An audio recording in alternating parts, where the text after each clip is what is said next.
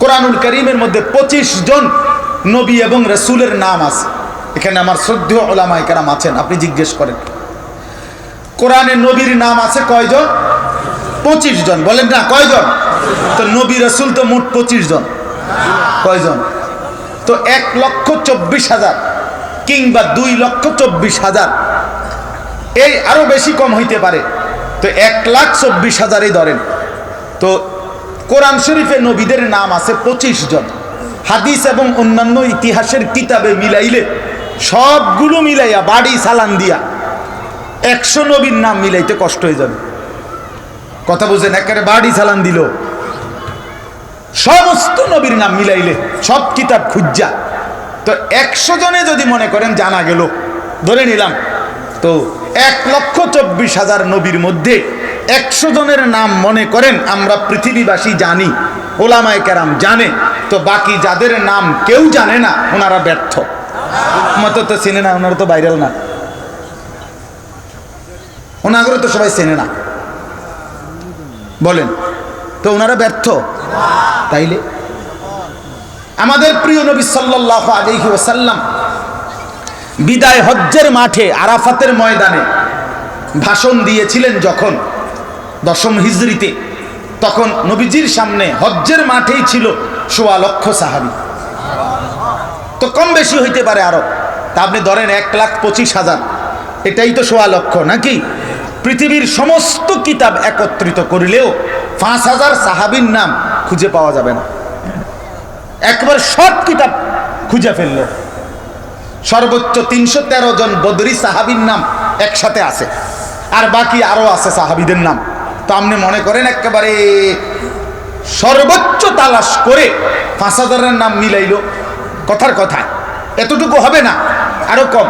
আমি ধরে নিলাম 5,000 সাহাবীর নাম জানি আমরা, বা হুজুররা জানে, বা কিতাবে লেখা হয়েছে।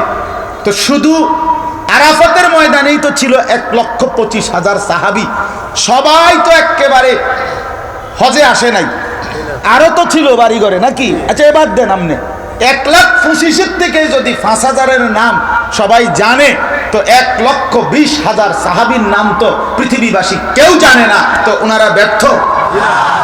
এটা এটা এটা যদি বুঝে থাকেন তো নিজ নিজ মহল্লার স্থানীয় ওলামায়ে কেরামকে কদর করবেন। শুক্রবারে জুমার বয়ান শতভাগ মনোযোগ দিয়ে শুনবেন, তাইলে ইনশাআল্লাহ দেখবেন জিন্দেগি সুন্দর হবে। ধারাবাহিকভাবে শুনতে হবে। 52 সপ্তাহ, একটা বছর খামখেয়ালি মনে করেন না। 52 সপ্তাহে ইমাম সাহেব বয়ান করে, প্রতি 52তে 50 মিনিট করে বয়ান করে। আপনি 1 বছর অনেক কথা শুনতে পারবেন, আল্লাহর কথা শুনতে পারবেন যদি মনোযোগ দেন, যদি আন্তরিকতা দেখান। এই জন্য আমি বিনীত অনুরোধ করছি, আপনারা প্রত্যেকেই নিজ নিজ মহল্লার স্থানীয় উলামায়ে কেরামকে কদর করবেন, ওনাদের নসিহত শুনবেন। বলেন ইনশাআল্লাহ, সবাই বলেন ইনশাআল্লাহ। আমার কথাটা মনে থাকবে তো ইনশাআল্লাহ? দিল দিয়া মনে রাখবেন, তাইলে ফায়দা পাইবেন। পরিবর্তন দরকার, বাপ বদলানো দরকার। এই বছরে এই 3 জন হুজুরের রং চাইলাম, আগামী বছর আরো নতুন হুজুর আনো, আরো 3 জন, পরের বছর আরো 3 জন হুজুর আনো। তো বছরের বছরে হুজুর বদলাইলো, হ্যাঁ হুজুর আনলো, মনে করেন একজন চাঁদের দেশের থেকে, একজন মঙ্গল গ্রহ থেকে, একজন সিলেটের, একজন লন্ডনের। তো আপনার তো কোনো পরিবর্তন নাই, তো হুজুর বদলাইয়া লাভ কি?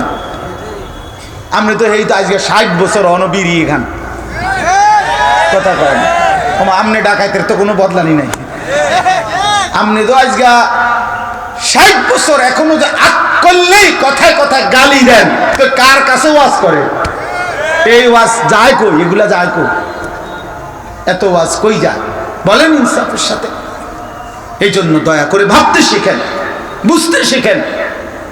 একজন আলেমকে আমারে মনে করেন 10,000 মানুষ আমারে চিনে, 10 লাখ মানুষ চিনে মনে করেন, তো চিনলে আপনার কি? আপনার ফায়দা কি মিয়া? আপনি বদলাবেন কখন সেটা বলেন, আপনি চেঞ্জ হবেন কখন সেটা বলেন, আপনার আমার জিন্দেগি চেঞ্জ হবে কোন দিন সেটা বলেন। এই জন্য প্রিয় ভাই, প্রিয় বাপ, ওলামায়ে কেরামের কথাকে কদর করে নিজের ফিকির করা, নিজের সংশোধনের ফিকির করা, নিজের জিন্দেগি সাজানোর ফিকির করা, এটা জরুরি বিষয়।